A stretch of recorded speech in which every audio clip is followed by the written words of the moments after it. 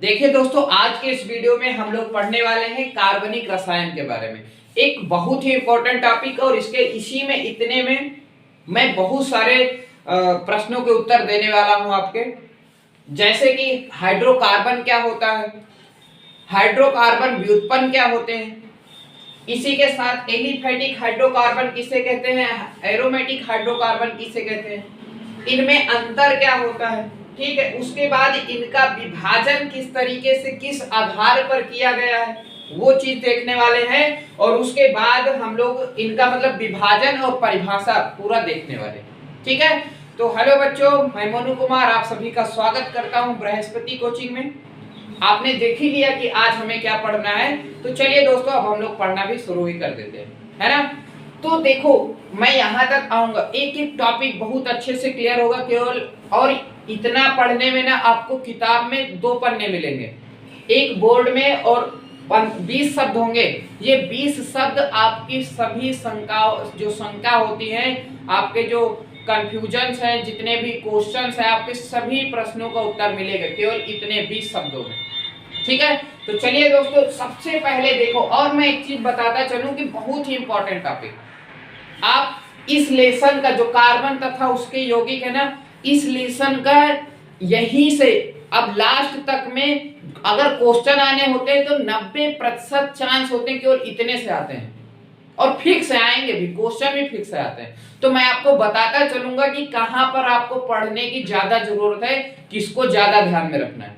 ठीक है, तो सबसे पहले हम आखिर कार्बनिक रसायन को समझते हैं। तैयार है ना।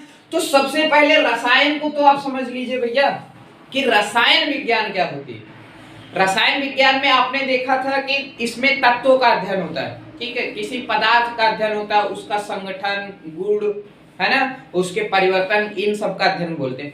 तो जो रसायन विज्ञान होती है इसको 2 भागों में विभाजित किया जाता है। अभी आप 10वीं में ना, जैसे ही आप 10th में जाएंगे तब आपको पता लगेगा कि हाँ भाई, रसायन विज्ञान के 2 पार्ट हो जाते हैं। ठीक है, एक कार्बनिक रसायन होती है और एक अकार्बनिक रसायन होती है। ठीक है, समझ में आया ना। रसायन विज्ञान के कितने पार्ट, 2 पार्ट, एक कार्बनिक रसायन, एक अकार्बनिक रसायन। तो अभी तो हमें कार्बनिक रसायन पढ़ना है, लेकिन फिर भी हम थोड़ा थोड़ा दोनों को देख करके चलते हैं। सबसे पहले क्वेश्चन आता है कि भैया कार्बनिक रसायन किसे कहते हैं, कार्बनिक रसायन किसे कहते हैं। तो रसायन विज्ञान की वह शाखा जिसके अंतर्गत हम कार्बन से बने यौगिकों का अध्ययन करते हैं। ठीक है, कोई भी यौगिक अगर कार्बन से बना है तो उसका अध्ययन हम जिस शाखा के अंतर्गत करते हैं उसे क्या कहते हैं, कार्बनिक रसायन कहा जाता है। समझ में आ गया, सिंपल है, बस आपको इसको पकड़ लेना है। यहां पर ज्यादातर आपको ना परिभाषाएं शब्द से क्लियर हो जाएंगी, बस केवल ध्यान करके आपको थोड़ा सा समझना होगा। तो कार्बनिक रसायन, रसायन विज्ञान की वह शाखा जिसके अंतर्गत कार्बन से बने यौगिकों का अध्ययन किया जाता है। मतलब समझ में आ गया, सिंपल है। कार्बन से अगर कोई भी चीज बना है तो हम उसको किस में रखेंगे, किस विज्ञान में, कार्बनिक रसायन विज्ञान में। क्लियर हो गया ना। दूसरी बात, आपको थोड़ा सा ये ध्यान देना है कि सभी कार्बनिक यौगिकों का अध्ययन नहीं किया जाता। जैसे कि पिछले वीडियोस में आपने पढ़ा होगा कि जो कार्बन, मान लीजिए कोई, जैसे मैं बताता हूं, जैसे CaCO3 या फिर CO2 हो गया। ठीक है, तो ये कार्बन डाइऑक्साइड को हम कार्बनिक रसायन में नहीं पढ़ते। ठीक है, मतलब कि कार्बन से जितने भी यौगिक है ना, टोटल सब का अध्ययन करेंगे, लेकिन कुछ को छोड़कर। किसको छोड़कर, जैसे जो कार्बन के ऑक्साइड हैं, कार्बन के जो कार्बोनेट यौगिक हैं, तो इन सबको छोड़ करके अध्ययन किया जाता है, उसे कार्बनिक रसायन कहते हैं। समझ में आ गया ना। तो एक शब्द में मैं फिर से बोलता हूं, बताता हूं आपको कि कार्बनिक रसायन रसायन विज्ञान की वह शाखा है जिसके अंतर्गत कार्बन से बने यौगिकों का अध्ययन किया जाता है। और किसको छोड़कर, ये ध्यान रखना बस। समझ में आ गया। उसके बाद अब ये तो आपकी परिभाषा क्लियर हो गई, मतलब सीधा सीधा आप यहाँ पर लिख सकते हैं, लिख लीजिए कि रसायन विज्ञान की वह शाखा जिसके अंतर्गत कार्बन से बने यौगिकों का अध्ययन किया जाता है उसे कार्बनिक रसायन कहा जाता है। एक परिभाषा ये क्लियर हो गई। दूसरी परिभाषा क्या है, दूसरी परिभाषा ये है कि यहाँ पर कार्बनिक रसायन रसायन विज्ञान की वह शाखा है जिसके अंतर्गत हाइड्रोकार्बन तथा हाइड्रोकार्बन व्युत्पन्न का अध्ययन किया जाता है। ये आधुनिक परिभाषा कहलाती है। ध्यान दीजिएगा, एक तो ये बताया हमने कि कार्बन का अध्ययन कार्बनिक रसायन, दूसरी बात ये कि जो हाइड्रोकार्बन है और हाइड्रोकार्बन व्युत्पन्न है उनका अध्ययन हम जिस शाखा में करते हैं उसे रसायन विज्ञान कार्बनिक रसायन कहते हैं। समझ में आया? अब आपके मन में आ रहा होगा कि भैया ठीक है, हमने तेरी चाकरी बच गई, तो आपको अब ये समझ में आ रहा होगा कि भैया ठीक है, हमारे ये समझ में आ गया कि कार्बनिक रसायन के अंतर्गत, मतलब एक परिभाषा तो होगी, दूसरी परिभाषा ये है कि कार्बनिक रसायन के अंतर्गत हम हाइड्रोकार्बन और हाइड्रोकार्बन व्युत्पन्न का अध्ययन करते हैं। ये आधुनिक परिभाषा ठीक है। लेकिन अब क्वेश्चन उठता है, मन में आता होगा आपके कि अरे भैया बताओ तो सही है, हाइड्रोकार्बन क्या होते हैं, हाइड्रोकार्बन क्या होते हैं और हाइड्रोकार्बन व्युत्पन्न क्या होते हैं, हाइड्रोकार्बन डेरिवेटिव क्या होते हैं, इंग्लिश में डेरिवेटिव बोलते हैं व्युत्पन्न को। ठीक है, तब हम आपको अब ये भी बता देते हैं कि देखिए जो कार्बनिक यौगिक होते हैं ना, ज्यादातर कार्बनिक यौगिक कार्बन और हाइड्रोजन से मिलकर बने होते हैं। किससे मिलकर बने होते हैं बताओ जरा कमेंट करके। कार्बन और हाइड्रोजन से मिलकर बने होते हैं। तो सीधा सीधा आपको तो ये तो समझ में आ गया, इसके शब्द से भी आप समझ सकते हैं हाइड्रो का मतलब क्या होता है हाइड्रोजन, कार्बन का मतलब कार्बन, मतलब कि ऐसे यौगिक, कार्बन के ऐसे यौगिक जिनका निर्माण हाइड्रोजन तथा कार्बन के मिलने से होता है उन्हें हाइड्रोकार्बन कहते हैं। सीधा सा है, आप शब्द देख करके बता सकते हैं कि हाइड्रोकार्बन किसे कहते हैं। समझ में आ गया ना? तो कार्बन के ऐसे यौगिक जिनका निर्माण हाइड्रोजन और कार्बन के मिलने से होता है उन यौगिकों को हम हाइड्रोकार्बन कहते हैं। सिंपल है, आसान है, याद भी हो गया ना। अब हम अगर आप उदाहरण की बात करें और अगर मैं भी करूं, तुम करो या ना करो हम तो करेंगे, है कि नहीं भाई? हमें तो बताना है तुम्हें, क्योंकि तुम्हें क्या पता इसके बारे में उतना ज्यादा। तो हम बताते हैं आपको, जैसे उदाहरण के लिए C2H6 क्या है भैया? हाइड्रोकार्बन है। जैसे CH4 ये किसका सूत्र होता है? मेथेन गैस का। मेथेन को मार्स गैस भी कहते हैं, ठीक है, ध्यान दीजिएगा इस चीज को। ये किसका सूत्र है? मेथेन का। इसमें दो ही तत्व तो आपको नजर आ रहा है, एक कार्बन है और एक हाइड्रोजन। एक कार्बन है और एक क्या है? हाइड्रोजन। इसका मतलब ये क्या है? एक हाइड्रोकार्बन है। क्या है? एक हाइड्रोकार्बन है। समझ में आया ना? तो हमने आपको हाइड्रोकार्बन किसे कहते हैं बता दिया और उसका उदाहरण भी समझा दिया। समझ में आ गया? वीडियो आ भी गया होगा। और ये भी ध्यान देना, थोड़ा सा यहाँ पर आपको हो सकता है कंफ्यूजन हो कि यहाँ पर हाइड्रोजन पहले लिखा है कार्बन बाद में है, तो उससे परेशान मत होइए, इसको आगे पीछे आप कर सकते हैं। ठीक है, आपकी मर्जी है कि भैया हम इसको यहाँ लिखेंगे तो लिख लो भैया, हम हाथ थोड़ी पकड़ेंगे, और ना ही वो गलत है तो आप लिख सकते हैं, लिख लो। तो अब आपको ये तो समझ में आ गया ना कि हाइड्रोकार्बन किसे कहते हैं। क्लियर है? समझ में आ गया। अब हम उसके बाद चलते हैं हाइड्रोकार्बन व्युत्पन्न पर। इन्हें इंग्लिश में हाइड्रोकार्बन डेरिवेटिव भी कहा जाता है। तो चलो अब इन्हें भी देख लेते हैं। इतना तो आपको समझ में आ गया, हाइड्रोकार्बन का तो मतलब समझ में ही आ गया ना कि मतलब जब कार्बन प्लस हाइड्रोजन मिल करके किसी यौगिक को बनाएंगे तो उसे हाइड्रोकार्बन कहते हैं। ठीक है, समझ में आ गया। लेकिन कभी कभी क्या होता है कि इन कार्बन और हाइड्रोजन तो मिलते ही हैं, साथ में कभी कभी ऑक्सीजन, नाइट्रोजन, फास्फोरस, है ना, अन्य तत्व भी जुड़ जाते हैं इनके साथ में। जैसे मान लो उदाहरण के लिए एक हाइड्रोकार्बन है, ठीक है, अगर इसमें ऑक्सीजन भी जुड़ जाए तो हम इसे क्या कहेंगे? फिर हाइड्रोकार्बन नहीं कहेंगे, हम इसे कहेंगे हाइड्रोकार्बन व्युत्पन्न। समझ में आ गया नहीं आ गया?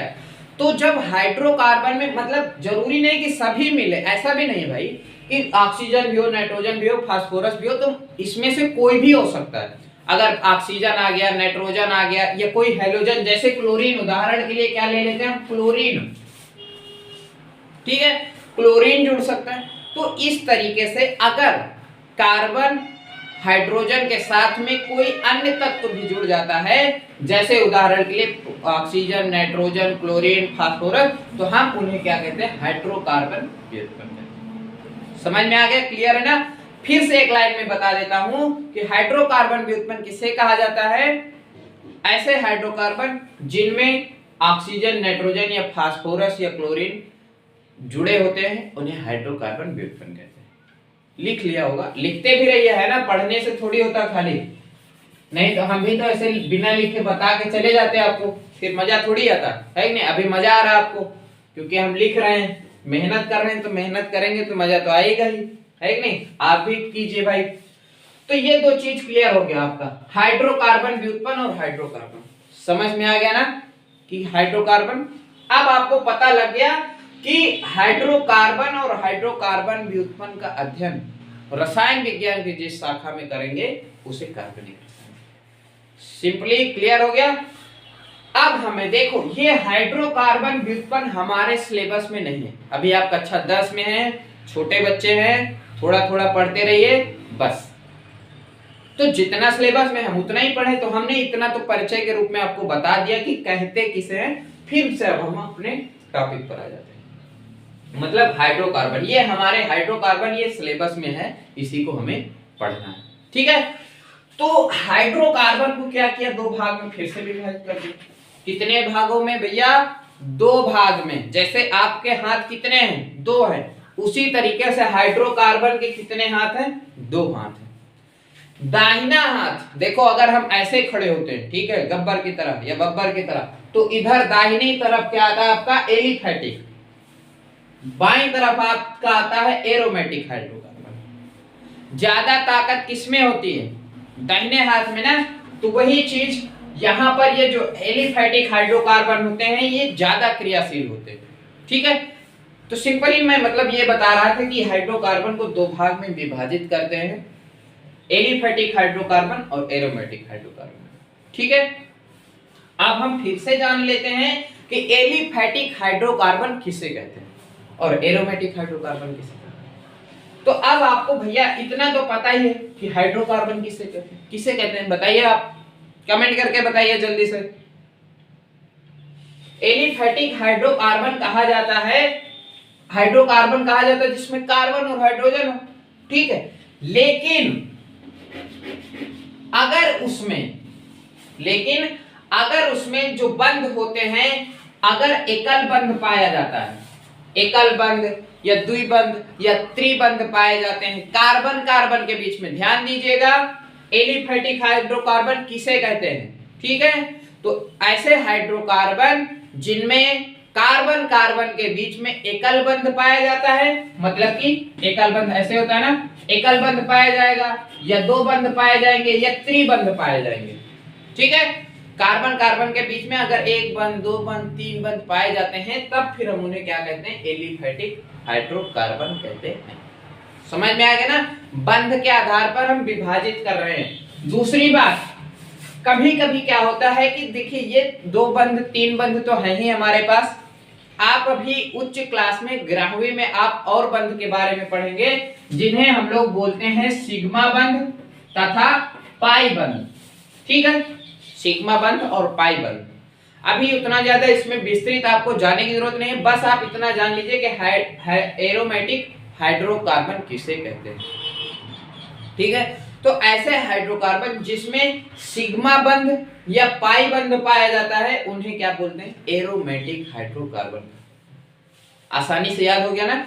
तो अगर एकल बंध, द्विकल बंध, त्रिकल बंध, मतलब एक बंध, दो बंध या त्रिबंध पाए जाएंगे तो एलिफैटिक हाइड्रोकार्बन, और अगर सिग्मा बंध या पाई बंध पाए जाते हैं तो उन्हें हम क्या कहते हैं? एरोमेटिक हाइड्रोकार्बन कहते हैं,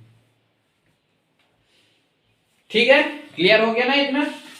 ये चीजें आपको समझ में आ गई। अब फिर से हमारे सिलेबस में एरोमेटिक हाइड्रोकार्बन के बारे में बहुत विस्तृत अध्ययन नहीं दिया हुआ है, केवल इसकी परिभाषा ही आपके लिए काफी है, केवल इतना जान लीजिए, ये इतना पर्याप्त है, ठीक है? अब फिर से हम यहां पर आ जाते हैं एलिफैटिक हाइड्रोकार्बन का।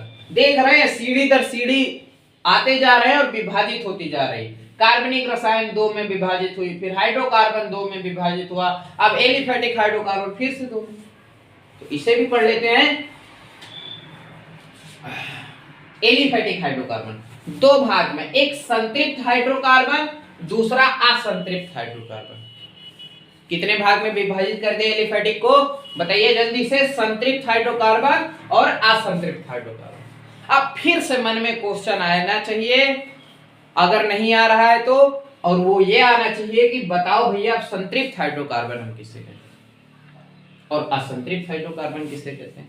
कई बार पेपर्स में, एग्जाम में दोनों में अंतर भी आ जाता है। एक मैं अलग से वीडियो बनाऊंगा इसके बाद, उसमें इन दोनों के बीच में मैं अंतर का वीडियो बना दूंगा, ठीक है, आप लोगों को आसानी होगी याद करने में। फिर भी हम यहां पर भी एक नजर डालते हैं और देखते हैं कि आखिर कहते किसे। मुझे इधर आने की जरूरत पड़ेगी। देखिए संतृप्त हाइड्रोकार्बन का मतलब होता है, अगर हमने बताया ना कि इसमें बंध पाए जाते हैं, एक होगा या दो बंध होंगे या तीन बंध होंगे। कार्बन कार्बन के बीच में अगर एक बंध पाया जा रहा, सिंगल बॉन्ड पाया जा रहा, तो उसे हम क्या कहेंगे, संतृप्त हाइड्रोकार्बन। ध्यान दीजिएगा यहां पर हमने लिख रखा, देख लीजिए यहां पर, संतृप्त हाइड्रोकार्बन ऐसे हाइड्रोकार्बन होते हैं जिनमें कार्बन और कार्बन के बीच में एकल बंध पाया जाता है। ध्यान दीजिए, ठीक है। तो अगर कोई भी हाइड्रोकार्बन है सिंगल बॉन्ड पाया जा रहा है, तो हम उसे उठाकर संतृप्त हाइड्रोकार्बन में रख देंगे, ठीक है। जैसे उदाहरण के लिए आपका CH4, ये देखो इसमें 4 हाइड्रोजन इस तरीके से जुड़े होते हैं, है ना, सिंगल बॉन्ड है, मतलब जब एक एक इलेक्ट्रॉन की साझेदारी हो रही। कार्बन कार्बन के बीच में यहां पर देख रहे हो कौन सा बंध है, एक बंध, सिंगल बॉन्ड, तो हम उसे क्या कहेंगे, संतृप्त हाइड्रोकार्बन। तो सिंपली समझ में आ गया ना, अगर किसी हाइड्रोकार्बन में एकल बंध पाया जाता है कार्बन और कार्बन के बीच में, उसे हम क्या कहते हैं, संतृप्त हाइड्रोकार्बन। और अगर किसी हाइड्रोकार्बन में द्विबंध या त्रिबंध पाए जाते हैं, तब हम उसे असंतृप्त हाइड्रोकार्बन कहते हैं। बहुत ही आसान, ये बंध के आधार पर है भाई, विभाजन जो है बंध के आधार पर किया गया। मैं इसे मिटा दूं, भरा भरा लग रहा होगा, ठीक है। तो दोनों में अंतर समझ में आ गया आपको। अब उसके बाद हमें क्या देखना है, तो अब ये तो समझ में आ गया ना कि संतृप्त हाइड्रोकार्बन किसे कहते हैं, असंतृप्त, ठीक है। अब उसके बाद इनका फिर से और एक थोड़ा सा ये भी देख लीजिएगा, यहां पर सूत्र पूछे जाते हैं, बोर्ड में इंपॉर्टेंट है, बहुविकल्पी में बहुत पूछे जाते हैं।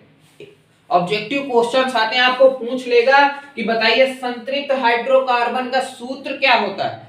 संतृप्त हाइड्रोकार्बन का सूत्र क्या होता है, तो इसका सूत्र होता है CnH2n+2। मतलब इस सूत्र पे अगर हम रख देंगे तो हमें क्या मिलेगा, संतृप्त हाइड्रोकार्बन। समझ में आया। जैसे एक उदाहरण से मैं आपको समझा देता हूं। n का मतलब होता है संख्या, मतलब आप कोई भी संख्या रख दीजिए, एक रख दिए, 2 3 4, जैसे मान लीजिए उदाहरण के लिए हमने 2 रख दिया, मतलब ऐसा नहीं कि आप केवल 1 रखो या 2 रखो, आप 4 भी रख सकते हो। तो अगर इस सूत्र पे रखोगे, जो सूत्र बनेगा वो किसका होगा, संतृप्त हाइड्रोकार्बन। आओ देख लेते हैं। Cn, हमने n बराबर कितना रख लिया, 2, n बराबर कितना रख लिया, 2, तो हम C को C लिख देते हैं, n की जगह पर कितना लिख देंगे, 2 रख देंगे, उसके बाद H की जगह पर H ही रहेगा, 2 की जगह पर आपका 2 ही रहेगा, 2, इन दोनों के बीच में कुछ नहीं तो गुणा का चिन्ह है, लगा दिया।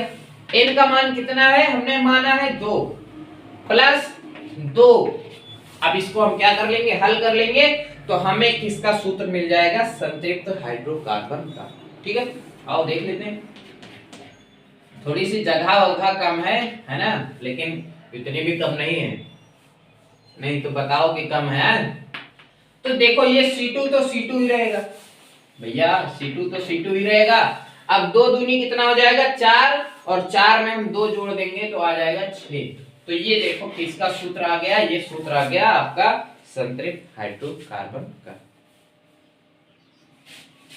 ठीक है, समझ में आ गया ना। अब मैं इसे देता हूं मिटा, ठीक है। और उसके बाद हमने यहाँ पर पैराफिन भी लिख दिया है। कई बार क्वेश्चन पूछा जाता है, ऐसा इंपॉर्टेंट है भाई, ध्यान दीजिएगा, मैं बताता चल रहा हूँ, बहुत इंपॉर्टेंट है ये चीज। ठीक है, आपको अच्छे नंबर देने में ये मदद करेगा, 100% मदद करेगा। इन्हें पैराफिन भी कहा जाता है। कई बार क्वेश्चन में पूछ लिया जाता है कि भैया बताइए संतृप्त हाइड्रोकार्बन को पैराफिन क्यों कहा जाता है? क्योंकि ये क्या होते हैं, कम क्रियाशील होते हैं। कैसे होते हैं? कम क्रियाशील, बहुत ज्यादा क्रियाशील नहीं होते हैं, इसी कारण इन्हें क्या कहते हैं, पैराफिन शब्द का यूज किया जाता है। समझ में आया ना? तो हमने आपको इनका बंध बताया, कौन सा बंध पाया जाता है, सूत्र बताया, समझा भी दिया, और इन्हें और क्या कहा जाता है वो भी बता दिया। ये बारीकी है, पढ़ते टाइम आपको यही तो ध्यान देना रहता है। तो ये समझ में आ गया ना संतृप्त हाइड्रोकार्बन। अब संतृप्त हाइड्रोकार्बन को भी ना दो भाग में बांट दिया। अब आप तो थक गए होंगे बांटते बांटते, लेकिन भाई बांटना चाहिए, है कि नहीं? किसी का हिस्सा खा करके हमें कुछ नहीं मिलने वाला है, तो जिसका जो है उसे दे दो, बांट दो। समझ रहे हो ना? तो अब इसको भी दो भाग में बांट दिया, एक एल्केन होते हैं, एक साइक्लोएल्केन। बेसिकली आप इनको एल्केन कह सकते हैं, संतृप्त हाइड्रोकार्बन को आप एल्केन कह सकते हैं, लेकिन फिर भी इन्हें सरलता के लिए आप समझ सकते हैं दो भाग में बांट दिया जाता है। एक एल्केन होते हैं, ठीक है, एल्केन मतलब जब कार्बन श्रृंखला ना लंबी श्रृंखला पाई जाती है, ऐसे जब कार्बन इस तरीके से जुड़े होंगे तब उसको एल्केन बोलते हैं। और अगर यही कार्बन, साइक्लो का मतलब होता है चक्र, अगर मान लो कि ये इस तरीके से जुड़े, ऐसे ऐसे ऐसे ऐसे, एक कार्बन यहाँ, एक कार्बन यहाँ, एक कार्बन यहाँ, इस तरीके से देख रहे हैं, चक्र टाइप का है ना, तो इन्हें साइक्लोएल्केन कहते हैं।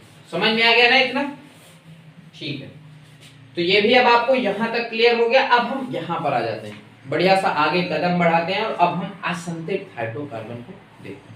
इसको कितने भाग में विभाजित किया? दो भाग में, एक एल्कीन और दूसरा एल्काइन। बहुत पूछा जाता है एल्काइन का सूत्र बताइए, 2 नंबर में, 1 नंबर में तो फिक्स आता है, तो आप इसको याद कीजिए कि भैया सूत्र जो होता है एल्काइन का CnH2n-2 होता है, एल्कीन का सूत्र CnH2n होता है। समझ में आया ना? ये याद कीजिएगा, मैं बार बार इस बात को दोहरा रहा हूं। अब सबसे पहले अब इसको जान लेते हैं कि असंतृप्त हाइड्रोकार्बन कहते किसे। अगर कोई भी हाइड्रोकार्बन है उसमें डबल बंध या ट्रिपल बंध पाए जाएंगे, डबल बॉन्ड या ट्रिपल बॉन्ड, तब हम उसे असंतृप्त हाइड्रोकार्बन कहते हैं। ठीक है, क्लियर हो गया? और उसके बाद इसको उसी बंध के आधार पर दो भाग में बांट दिया गया। एल्कीन का मतलब इसमें कैसे बंध पाए जाएंगे? डबल बॉन्ड पाया जाता है। एल्काइन में कितने बंध पाए जाएंगे? ट्रिपल बंध, ट्रिपल बॉन्ड। ठीक है, मतलब कार्बन कार्बन के बीच में ट्रिपल बॉन्ड होता है, और यहाँ कार्बन कार्बन के बीच में डबल बॉन्ड होता है, और यहाँ पर सिंगल बॉन्ड होता है। ठीक है, तो सीधा सीधा आपको ये बहुत सारी चीजें इसमें पता चली, और इसमें से इंपॉर्टेंट है, इसलिए इसको आप जरूर पढ़िए। ठीक है, तो एक बार फिर से हम देख लेते हैं, इसका रिवीजन करते हैं। तैयार हैं आप? मेरे साथ कीजिए। कार्बनिक रसायन किसे कहते हैं? कार्बनिक रसायन रसायन विज्ञान वह शाखा जिसके अंतर्गत कार्बन से बने यौगिकों का अध्ययन करते हैं उसे कार्बनिक रसायन कहा जाता है। ठीक है, ओके, डन। दूसरी बात, कार्बनिक रसायन को कितने भागों में विभाजित किया गया? कार्बनिक रसायन को दो भागों में विभाजित किया गया है, एक हाइड्रोकार्बन, दूसरा हाइड्रोकार्बन व्युत्पन्न। ठीक है, डन। उसके बाद हाइड्रोकार्बन किसे कहते हैं? हाइड्रोकार्बन कहा जाता है जो कार्बन और हाइड्रोजन से बने यौगिक होते हैं। ऐसे कार्बनिक यौगिक जो कार्बन और हाइड्रोजन से बने होते हैं उन्हें हाइड्रोकार्बन कहा जाता है। ठीक है, तैयार है आप?